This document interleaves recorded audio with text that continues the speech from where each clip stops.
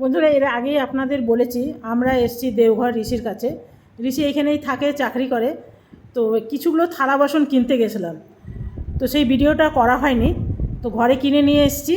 আর যখন গেছিলাম না, তখন এইখানে যেহেতু আমাদের তো শ্রাবণ মাস শেষ হয়ে গেছে, এদের শ্রাবণ মাস শেষ হবে রাখি পূর্ণিমার দিন। তো রাস্তাঘাটগুলো পুরো শ্রাবণ মাস ভোর খুব সুন্দর করে সাজানো থাকে। তো আপনাদের একটু দেখায় কী সুন্দর করে সাজিয়েছে, তারপরে দেখাবো থালা বাসনগুলো। তো চলুন দেখে নিন রাস্তাগুলো কী সুন্দর করে সাজানো। এই যে দেখুন বন্ধুরা, রাস্তাঘাটগুলো কী সুন্দর করে সাজানো না, খুব ভালো লাগে। পুরো শ্রাবণ মাস ভোর এইরকমই সাজানো থাকে। তো দেখালাম রাস্তাঘাট। এমনি কিনেছি ঢাকা দেওয়ার বাটি, কিছু তরকারি টরকারি আনতে গেলে ঢাকা দিতে লাগে না, এইরকম ঢাকা দেওয়ার বাটি, বাটি না সরি প্লেট। আর এই বাটিটা কিনেছি, এটা আমার খুব পছন্দ এসছে, দারুণ। আর এইরকম নিয়েছি একটা বড় প্লেট,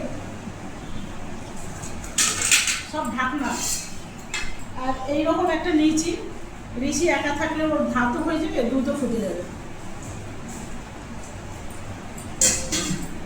আর এইরকম একটা মুড়ি খাওয়ার বাটি।